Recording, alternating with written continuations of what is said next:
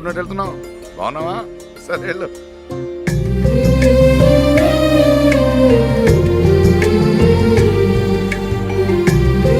Press conference లో comments చేసి డెంగులు శ్రేయస్ అయ్యర్ కాస్తున్నాడు కానీ దీని వెనకాల మాస్టర్ మైండ్ గౌతమ్ గంభీర.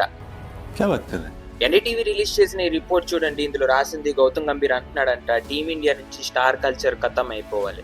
ఇంక గంభీర్ అంటున్నాడంట స్టార్ కల్చర్ సిస్టమ్ ని మొత్తం ఆపేసి తీరుతాను అని. దీనికి బిగ్గెస్ట్ రీజన్ వైభవ్ సూర్యవంశీ అంట. చూడండి, ఈ మెయిన్ మైండ్ సెట్ స్టార్ట్ అవుతుంది ఒక పోస్ట్ నుంచి. ESPN క్రిక్ ఇన్ఫో ఒక ట్వీట్ వేసింది 2020లో.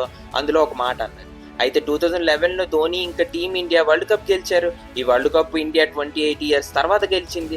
అది క్రిక్ ఇన్ఫో ధోని కొట్టిన 6 పోస్ట్ పెట్టి అన్నది ఆ ఒక్క షాట్ కోట్ల మందిని సెలబ్రేట్ చేసేలా చేసింది అని. అయితే ఈ ట్వీట్ ని రీషేర్ చేస్తూ గంభీర్ అన్నాడు, మీకు చెప్పాల్సింది ఏంటంటే క్రిక్ ఇన్ఫో ఈ వరల్డ్ కప్ మొత్తం టీం వల్ల గెలిచింది. మీకు ఏ అబ్సెషన్ అయితే ఉందో అది ఇలాంటి 6 తోనే వెళ్ళిపోవాలి అని.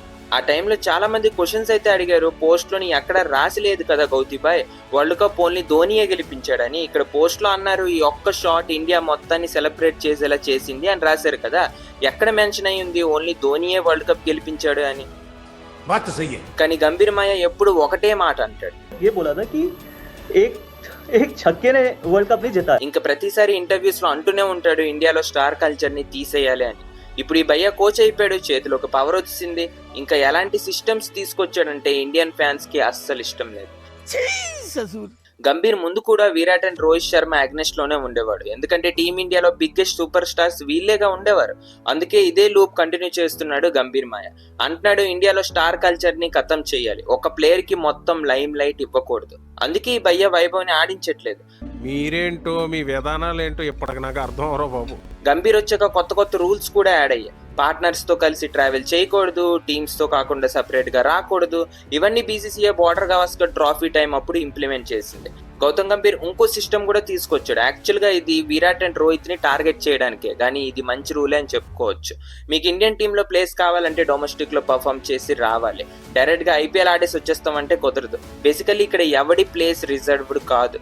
పొజిషన్ కావాలంటే డొమెస్టిక్ లో పర్ఫార్మెన్స్ చేసి రా, ఇండియన్ టీమ్ లో ప్లేస్ తీసుకో. డైరెక్ట్ గా వచ్చేస్తామంటే దెంగది ఇక్కడ. ఒక్క విషయం గుర్తుపెట్టుకోరా, నారు నాటితే వరి పెరుగుతుంది, మాట జారితే గొడవ పెరుగుతుంది, కానీ ఏ నాటకుండానే గడ్డి పెరుగుతుంది.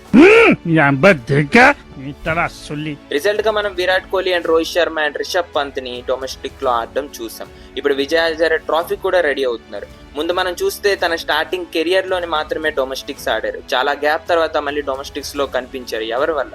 గౌతమ్ గంభీర్ మాయ వల్ల.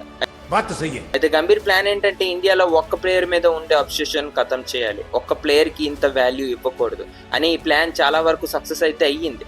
ఇప్పుడు విరాట్ కోహ్లీ అండ్ రోహిత్ శర్మ ప్రాబ్లం వెళ్ళగానే గంభీర్ కి వైభవ్ సూర్యవంశీ దెబ్బ తగిలింది.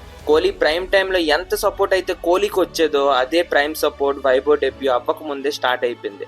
అంటే గంభీర్ అంటున్నాడు మీరు ఎంత హంగామా చేస్తారో చేసుకోండి, మీ గొల్ల తగ్గేదాకా నేను వైభవ్కి ఆడించును అని ఫిక్స్ అయిపోయాడు. ఇది ఎంతవరకు కరెక్ట్ చెప్పండి గౌతీబాయ్?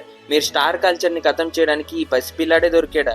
ఇండియా మొత్తం ఒక్కడనే లవ్ చేస్తుందని మీరు అంటున్నారు, మరి మీరు మాత్రం ఒక్కడనేగా టార్గెట్ చేస్తుంది. అది ఎంతవరకు కరెక్ట్ చెప్పండి? వీడి దౌర్భాగ్యం ఏంటంటే నీకు తెలియదురా అని నేను చెప్పాలనుకోవటం, తెలియకపోతే తెలియదని ఒప్పుకోకపోవడం. గంభీర్ మాయాకి ఏదైనా చెప్పాలనుకుంటే కామెంట్ బాక్స్ లో చెప్పండి. సబ్స్క్రైబ్ చేయడం మర్చిపోకండి. మళ్ళీ కలుద్దాం. జై హింద్. ఇంకా మేము వెళ్ళి రైట్స్ తీసుకుంటాం సార్. రారా బొక్క వెళ్దాం.